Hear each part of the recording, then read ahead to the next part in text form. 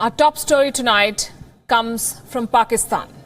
It is about the newest addition to Imran Khan's cabinet in Pakistan. You would assume that it will be just another member of his party, the Tehreek-e-Insaf, but the latest entry in Pakistan's government is not just another politician. His name is Ijaz Shah, a former chief of Pakistan's Intelligence Bureau and a former member of the ISI. Take a look at his CV. Ijaz Shah served as the Director General of the Intelligence Bureau.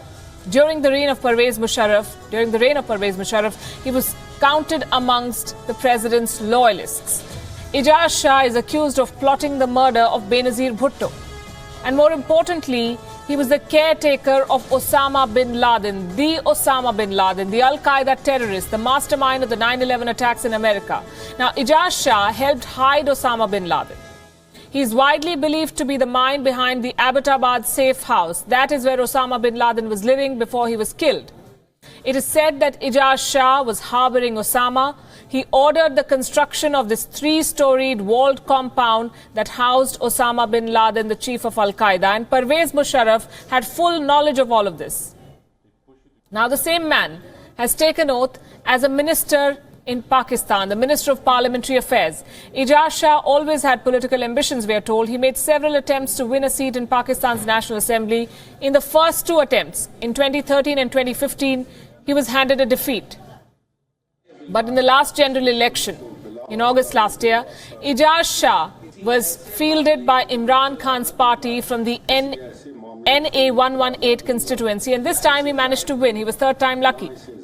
Early reports had indicated that Ijaz Shah could be the next national security advisor of Pakistan, especially after the exit of Nasir Janjua. Imran Khan took several weeks to decide. Ijaz Shah was picked for the cabinet, but was ultimately given the portfolio of parliamentary affairs. Be that as it may, he is a minister now. He's part of the cabinet. His swearing in is extremely controversial. It has opened another political war between the Imran Khan government and the Pakistan People's Party. Days after Benazir Bhutto's death, a letter had come out. It was a letter that was written by Benazir Bhutto herself. It was addressed to Pervez Musharraf, and in that letter, Bhutto had accused Ijaz Shah of hatching a conspiracy to kill her. His appointment is also a statement on Imran Khan's cabinet. So far, the Pakistan Prime Minister has inducted 16 former loyalists of Pervez Musharraf. Perhaps the Pakistani Prime Minister prefers to have ministers who are known to be loyal to the military. Ijaz Shah is yet another example. The message to the world is clear. Those who harbor terrorists are rewarded with cabinet berths in Pakistan, the not-so-naya Pakistan of Imran Khan. And the timing of the swearing-in couldn't have been worse, because Pakistan is under pressure to prove to the world that it is cracking down on terror safe havens. India's diplomatic hits have left Islamabad helpless. Foreign Minister of Pakistan, Shah Mahmood Qureshi, has indicated that his country could be blacklisted by the Financial Action Task Force, or the FATF, and he has blamed India for this. The FATF, remember, is the global watchdog that combats money laundering and terror financing around the world. It had in fact put Pakistan on its grey list last year, which basically means that Pakistan is under watch. A grey listing means that Pakistan's domestic laws are weak to tackle money laundering and terror financing. The FATF asked Islamabad to make amends. It told the government of Imran Khan to comply with a list of 27 demands, and so far their progress has been unsatisfactory. Pakistan has not been able to limit financing to terror groups. We all know that. Instead, it has been blaming India for its misfortunes. Shah Mahmood Qureshi, the foreign minister, says that Pakistan could be blacklisted because India has been lobbying against it. Sure enough, India has been lobbying, and Pakistan's actions have made India's job easy. Terror financing in Pakistan is no secret. Recently, a team from the FATF had travelled to the country. They conducted a thorough review. The question before them was this: has Pakistan done enough to be excluded from the grey list? The answer was no.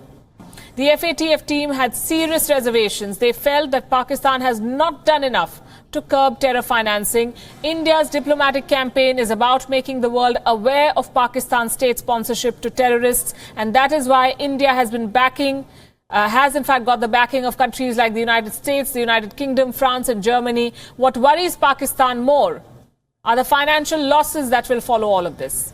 The FATF's clampdown will bleed Pakistan. They could suffer losses to the tune of $10 billion every year. That's a lot of money. They're already struggling financially. The Imran Khan government is negotiating for a bailout from the IMF, the International Monetary Fund. Any more curbs on the financial sector will hurt Pakistan terribly. The FATF crackdown will squeeze their economy further, make it harder for Pakistan to meet their debt obligations, force foreign institutions to downgrade Pakistan's debt ratings. This means that Pakistan will find it hard to raise money from international bond markets. It could also hurt its IMF bailout prospects. And this too was part of India's plan to punish Pakistan. India wants Pakistan blacklisted. After the Pulwama attack, India shared a dossier with the FATF. Reports say that India shared specific information on the Jaish-e-Mohammed's links to the Pulwama attack. This dossier talked about the Al-Rahmat Trust in particular. This is a non-profit outfit. It is believed to be funding the activities of the Jaish-e-Mohammed. The Al-Rahmat Trust was set up by Masood Azhar in 2002. While America has tried to curb its activities, this trust still enjoys public and state support in Pakistan.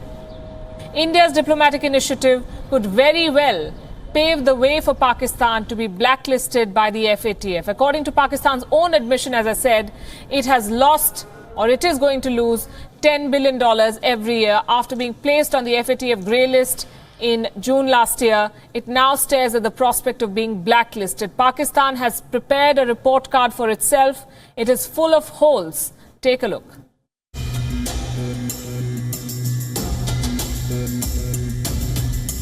After being placed on global terror financing watchdog, the FATF's grey list in June 2018, Pakistan had agreed upon a 27-point action plan. In February 2019, the FATF narrowed it down to a simple 10-point plan and asked Pakistan to implement all of those points by May 2019. WION World is One accessed the compliance report on that 10-point plan prepared by Pakistan. Remember the Jaish-e-Mohammed chief? And surprise, surprise, Pakistan has patted itself on the back and claimed progress on almost all of the FATF's demands. Pakistan has basically fudged its way through the whole progress report. And for every point asked by the FATF, Pakistan has given itself a thumbs up, telling the FATF that action has been taken on all counts. What's important to note here is the highlighting of the poor rate of convictions as demanded by FATF in the 10-point plan, where point number 7 reads as demonstrating that terror financing prosecutions result in effective, proportionate and dissuasive sanctions, and to this end, even Pakistan admits that the rate of conviction stands low for now. However, it does assure that action has been initiated to strengthen the judicial process. But on all other counts, action has already been taken or is currently underway. Bear in mind that Pakistan now needs to submit this compliance report on the 15th of April to the FATF APG, that's the FATF's Asia Pacific Group. While the report compilation process is underway, sources tell WION that the final detailed report will end up running into over 165 pages. The report will then be debated by the FATF APG in its meeting scheduled to be held in Sri Lanka's capital Colombo from 20th till the 22nd of May.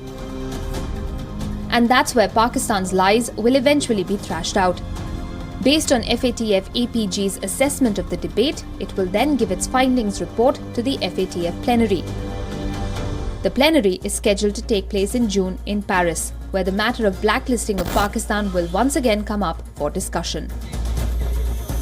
Bureau Report, WION World is One.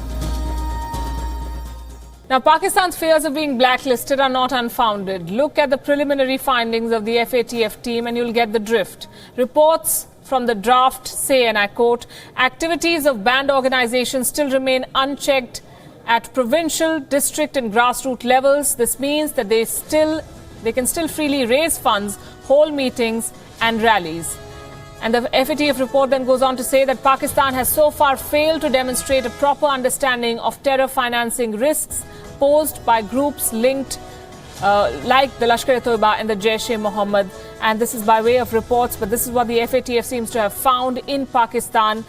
Join the dots, they make one word: blacklist. and that is Pakistan's future.